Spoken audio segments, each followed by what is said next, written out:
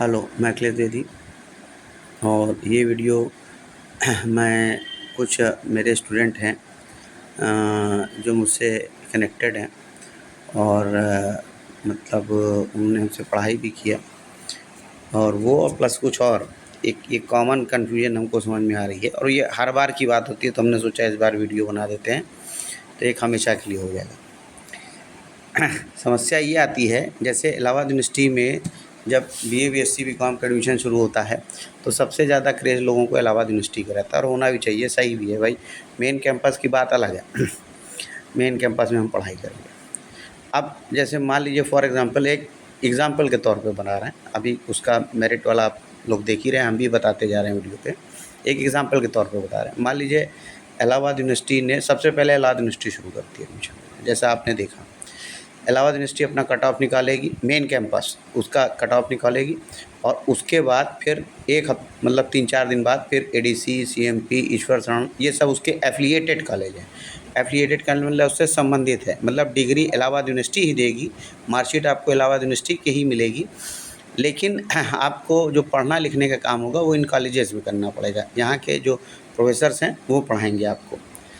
तो main campus का charm अलग होता है और जो डिग्री कॉलेज हैं उनका चार्म अलग होता है। ऐसा नहीं है कि कहीं पढ़ाई कम ज़्यादा है, पढ़ाई सब जगह अच्छे प्रोफेसर्स हैं, अच्छे क्वालिफ़ाइड प्रोफेसर्स हैं, वो पढ़ाते हैं।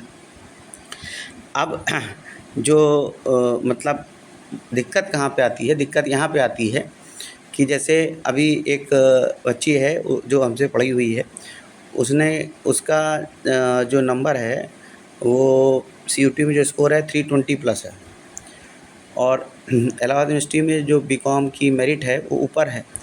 अच्छा, और जगह पे उसका नंबर आ गया है, जैसे हमने अभी वीडियो डाला तो आप देखिएगा कि एडीसी में आ गया। एडीसी में गर्ल्स की मेरिट 275 है और ईश्वरचंद में 270 के करीब है।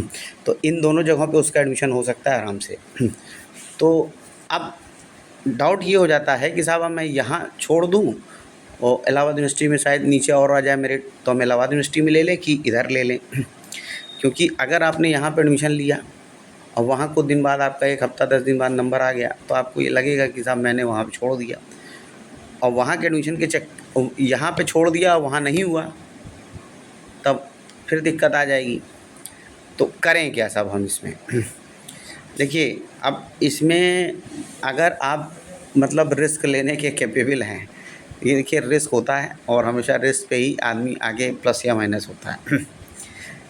ये बहुत संभव है कि जो है इलाहाबाद यूनिवर्सिटी में मेरिट नीचे आ जाए और हो सकता है कि 300 तक आ जाए, लेकिन कोई गारंटी नहीं है, ठीक। अब तो अब करें क्या? वेट करें कि इलाहाबाद यूनिवर्सिटी में रिजल्ट आए, इधर ये सब जो मेरिट से छूटती जा रही है छूटती जाए। अब उसमें पॉसिबिलिटी दोनों है, ये रिस्क आपको लेना पड़ेगा। ये सब हम क्या करेंगे? मेरी अपनी अगर आप राय माने तो ऐसा कोई बहुत अच्छा, मतलब ठीक है, उसका अपना क्रेज़ है इलाहाबाद यूनिवर्सिटी मेन कैंपस में पढ़ने का, लेकिन ऐसा कुछ नहीं कि ये सब ख़राब है। एक समय में हाँ, और आज भी काफ़ी हद तक है, एडीसी की कॉमर्स विंग इलाहाबाद यूनिवर्सिटी से अच्छी थी। ठीक है, झा सर लोग थे तो बहुत अच्छी मानी जाती थी। ऐसा नहीं है कि कहीं पे अच्छा, सब जगह पे अच्छे कॉम्पिटेंट फैकल्टी हैं, हर जगह एक दूसरे से टक्कर है और अच्छे पढ़ाई है। ऐसा कुछ नहीं है कि कोई किसी से कम है। अगर आप पढ़ने वाले हैं तो आप हर जगह पढ़ लेंगे और नहीं पढ़ने वाले हैं तो मेन कैंपस में भी लोग गड़बड़ कर देते हैं।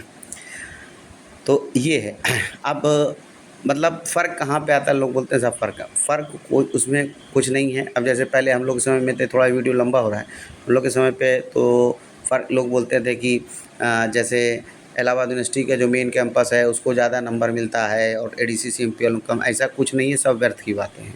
क्योंकि पहले हम लोग स्टूडेंट थे, अब हम लोग यहाँ पे अंदर पे भी चीज़ों को समझ रहे हैं, अंदर की भी चीज़ों को देख रहे हैं। बहुत सारे हमारे स्टूडेंट हैं जो इसके एफ़िलिएटेड कॉलेज में पढ़ा रहे हैं, साथ के कई लोग हैं जो वहाँ पे प्रोफेसर हैं, तो वो सब पता चल गया है। अंदर के बहुत सारे जो वहाँ पे कर्मचारी काम कर रहे हैं वो साथ के हैं, हम लोग को अब सब अंदर की बात भी पता चल गई है। तो ऐसा कुछ नहीं है, ये सब बकवास की बात है, बिल्कुल ये सब चीज़ों पे ध्यान मत दीजिए।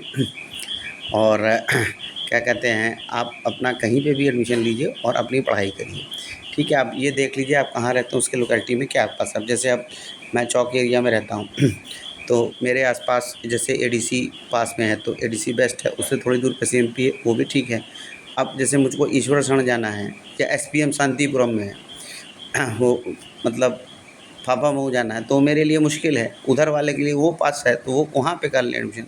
ऐसा कुछ नहीं है कि उसमें कुछ भाई डिग्री सब जगह। अब फ़र्क कहाँ पे आएगा? फ़र्क सिर्फ एक जगह पे आता है कि अब वो जो एनरोलमेंट नंबर रहता है उसमें जहाँ पे डिग्री कॉलेज वहाँ डी लिखा रहता है, इलाहाबाद यूनिवर्सिटी में यू लिखा रहता है, बस यही थोड़ा सा फ़र्क है। बाकी उसमें कोई ऐसा फ़र्क और उसमें कुछ है नहीं कि ऐसा। और मेरी तो हमने तो ये नहीं समझा आज तक, कितने इतने समय से देख रहे हैं इलाहाबाद, खुद हमने बहुत सारी पढ़ाई इलाहाबाद यूनिवर्सिटी से किया, बहुत सारे डिग्री किया, ऐसा कुछ या मतलब कहीं पे कुछ ऐसा हो, ऐसा कुछ नहीं। इलाहाबाद यूनिवर्सिटी ऑफ इलाहाबाद सारी की मार्कशीट में लिखी रहती है, उससे कुछ मतलब डिग्री सब यूनिवर्सिटी ऑफ इलाहाबाद। तो जहाँ पे भी आपको मिल जाए ले लीजिए एडमिशन और नहीं तो फिर आगे छूट जाएगा अवसर तो फिर वो दिक्कत आएगी, ठीक है।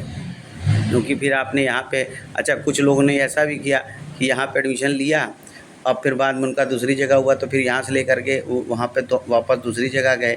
तो अब वहाँ पे क्या होता है कि कई बार कॉलेज से फ़ीस नहीं रिफ़ंड होती, डॉक्यूमेंट तो मिल जाते हैं लेकिन फ़ीस रिफ़ंड नहीं करते। लेकिन ये कोई हार्ड एंड फास्ट रूल नहीं है, क्योंकि आप देखिए इधर भी आपने एक सीट फँसा दिया और उधर दूसरे के लिए आप चले गए, तो एक सीट के लिए फिर यहाँ पे फिर से उसके लिए काउंसलिंग हो तो फिर बहुत एक दिक्कत की वजह। जो भी है आप फर्म डिटरमिनेशन के साथ आप इस चीज़ को, मेरी जो राय थी मैंने वो आपको क्लियर बता दिया कि मेरी अपनी पर्सनल राय यही है कि क्योंकि मैं तो इस बात पे यकीन करता हूँ कि it is better to have one bird in hand than other two in bush. मतलब अगर आपके पास वो कोई आदमी कहता है कि वो 2 चिड़िया वहाँ पे हैं बुश के अंदर, वो एक झाड़ी के अंदर जाके निकाल लो एक चिड़िया जो तुम्हारे पास हाथ में हमको दे दो, तो हमें तो ये नहीं समझ में आता। जो हाथ में उसको तो ठीक है, तो बाकी वाली है तो उसको देखा जाएगा। मेरी अपनी पर्सनल विचारधारा ये है। ठीक है, तो ये मुझको लग रहा है कि मैं थोड़ा सा वीडियो ज़रूर लंबा हो गया, लेकिन मेरे ख़्याल से मैंने आपके ये कुछ डाउट्स को क्लियर किया, ठीक। तो अब मतलब ये सारी चीज़ों का आप थोड़ा ध्यान। अच्छा, इन सब जगहों पे फ़ीस का रेट वही है जो कैंपस का रेट है, थोड़ा बहुत 19-20, ठीक। अब जो मतलब एकदम प्राइवेट है वहाँ पे कुछ जैसे स्पेशली गर्ल्स के कॉलेज हैं, जैसे आर कन्या है, जगत तारण है, ठीक है। ऐसे कुछ और कॉलेज है जहाँ पे उन्होंने फ़ीस को ज़्यादा रखा हुआ है तो वो अलग चीज़ हो जाती है। लेकिन बाकी इन सब जगहों पे तो जो जैसे नॉर्मल फ़ीस हर जगह की वैसे ही फ़ीस रहती है, ठीक है। तो ठीक है। और अगर किसी बच्चे को प्राइवेट कॉलेजेस में या प्राइवेट यूनिवर्सिटीज़ में एडमिशन लेना है तो वो मुझसे संपर्क कर सकता है। नंबर स्क्रीन पे फ्लैश हो रहा है, उन नंबरों से आप संपर्क करके हमसे कांटेक्ट कर सकते हैं। उसमें आज हमने जो अपनी वेबसाइट बनाई है उसमें भी बहुत सारे टेस्ट सीरीज़ और सारी चीज़ों को हमने डाला हुआ है। उन सब का लिंक आपको, उसका जो एक्टिवेशन है वो आपको जो हमारे थ्रू एडमिशन लेंगे उनको मतलब फ्री एक्सेस दिया जाएगा। तो ये भी है अगर आप प्राइवेट कॉलेज में मेरे थ्रू एडमिशन लेते हैं तो। बाकी इलाहाबाद यूनिवर्सिटी की मैंने आपको बता दिया। अगर इलाहाबाद यूनिवर्सिटी से रिलेटेड कोई समस्या परेशानी और आपकी बनी रहती है तो हाँ, हमसे कमेंट बॉक्स में लिखकर जो है पूछते रहिए। Okay, thank you.